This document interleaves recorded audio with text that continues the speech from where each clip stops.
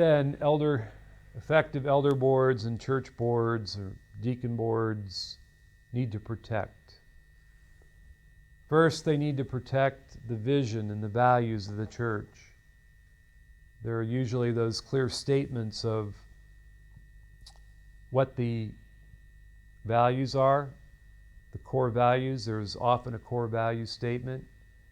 The pastor and the elders work together to have a clear vision, and it's the board's responsibility to protect that.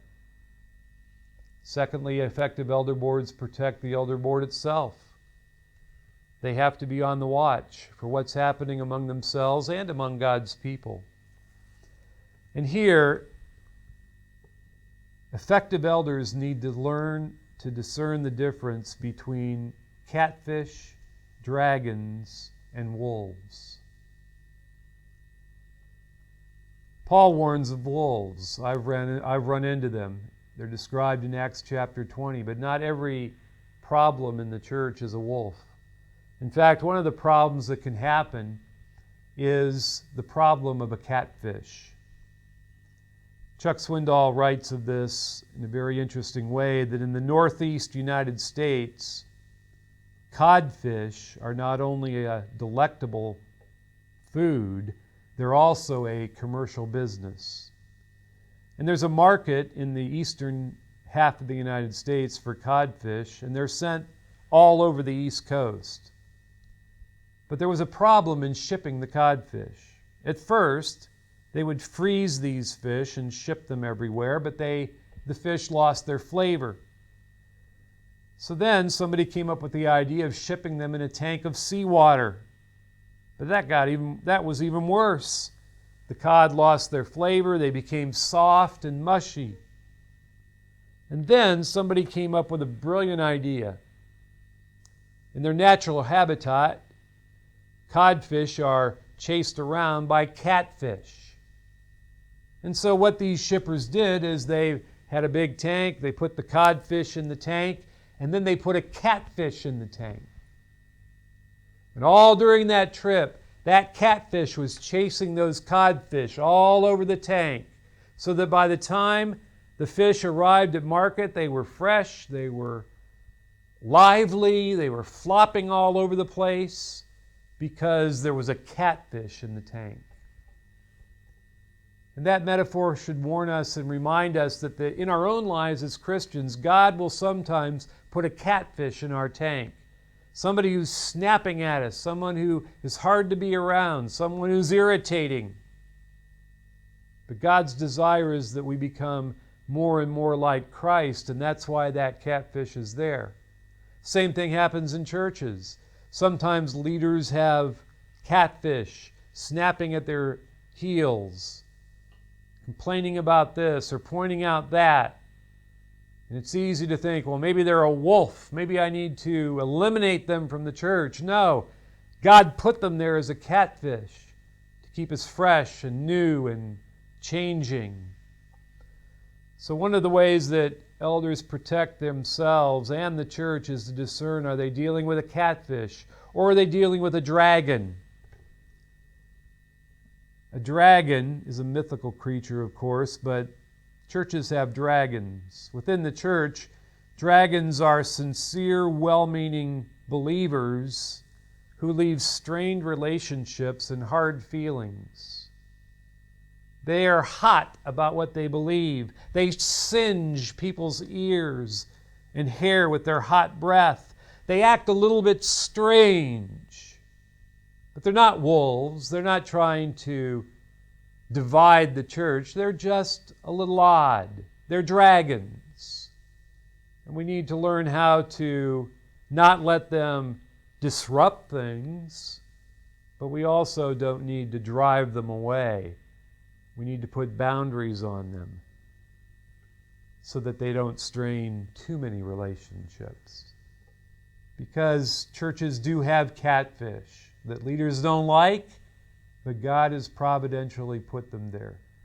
And churches do have dragons that sometimes people get tired of, but God has providentially put them there that we can grow in our unconditional love.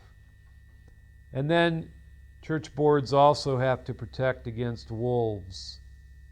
And in Acts chapter 20, Paul describes the wolf. We have a whole session on the wolf called the staph infection. Wolves distort the truth. Wolves divide the flock. And we looked at Titus chapter 3, verse 10. We need to warn a divisive person once, warn a wolf twice. And then if they end up being indeed a wolf who's going to distort the truth and keep doing it and divide the flock and keep doing it, then we need to beg off from them. We need to have nothing more to do with them. We remove them from leadership. If they're a member, perhaps remove them from membership. Because a twice warned wolf who continues on with his behavior must be addressed. And this is one of the roles of an elder board, to protect the church. And finally, one of the roles of the elder board is to protect their pastor, the overseer of the church, and to keep in mind that God has sent them and that they need to learn to work together with them and that they need to understand perhaps how God has designed them and protect them in the way that they've been made. I went to a conference back in 2007, and a pastor named Mark Driscoll of Mars Hill Church out in the Seattle, Washington area gave a lecture that has stayed with me and that I've used countless times. He said that as he's watched emerging leaders within his church, he's observed that there are three kinds of emerging leaders. And I see that there are often three different kinds of pastors that I deal with. The first is that some leaders are like priests. The second is that some leaders are like prophets. And the third is that some leaders are like kings. Let's look at each one of these. Some emerging leaders, men and women, are like priests. They care about people. Their ministry is all about loving relationships. They have a close relationship with the Lord and with other people. They stand with people in the storm. They're there in a hurting marriage to counsel. They're there in a broken-hearted home when some tragedy has come. They're a priest. They come alongside. They bring healing. They bring help. They care about people. Sometimes they love to preach the Bible and teach the Bible. Sometimes, though, they're not quite as good because they're really better with people than they are with preaching. They're priests, and people will follow them anywhere, oftentimes because that priestly good shepherd walked with them through the storms of life. And then there are prophets. Where priests love people, prophets love to preach. And so while priests love to be around relationships, prophets like to go to the library, they like to be alone, they like to write, they like to meditate, they like to explore. They want to shine forth God's truth in creative ways, which is the core meaning of the idea of being prophetic. And oftentimes people will flock to their preaching, and churches can grow if the pastor is a prophet in his gifting. And people live with the fact that sometimes these people dress in kind of strange clothes like John the Baptist, or eat food that's kind of strange like he did, and sometimes they're administratively challenged, but they're so good at proclaiming God's truth that they can have a great ministry. And then there's others who are more wired to be kings. Where priests love people and prophets love to preach, kings love to lead.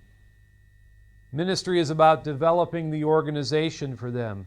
They love to cast a clear vision. They love to have clear goals. They love to delegate. They love to measure. They love statistics. They love to see how things are developing and make sure that things are on the growth path and find the S-curve pivot. People put up with the fact that they only have sometimes a few friends, that they're not the most friendly of people, but they're very effective in giving oversight to the whole organization. They're like kings.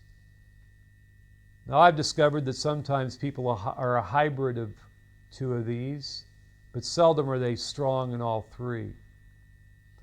And at the same time, when I went to this lecture, I was warned afterwards when I talked about how I thought it was so great by a friend, and he said, now remember, Rick, Christ is prophet, priest, and king, and we are to follow him, and we're to develop in all three of these areas. We're to develop as a priest who loves people. We're to develop as a prophet who shines forth God's truth. We're to develop as a king who's able to lead whatever we're responsible for. And he was right. We can't use a strength that we've been given to justify writing off another one of these areas. But what I've discovered is that elder boards can protect their pastor when they understand how he's wired. And if he's more of a priest, then they don't expect him to be the greatest preacher in town. And if he's more of a great preacher, then they don't try to force him to be a great administrator. Because there are different gifts, there are different roles, there are different strengths, and once again, a complementary team on an elder board is the best approach, where there's several prophets perhaps, and several priests, and several kings working together for a very balanced ministry that glorifies Jesus Christ, who is indeed our prophet, priest, and king.